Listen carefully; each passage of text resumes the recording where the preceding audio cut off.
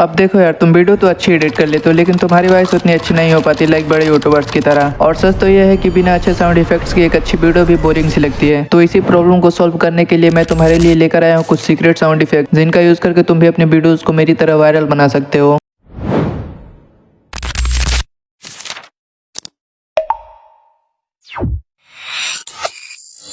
लेकिन रुको रुको, ये तो सिर्फ शुरुआत है। कल का वीडियो तुम्हारे लिए बहुत ज़्यादा इंपॉर्टेंट होने वाला है, तो वो कहीं तुमसे गलती से मिस ना हो जाए, इसके लिए फॉलो जरूर से कर लेना।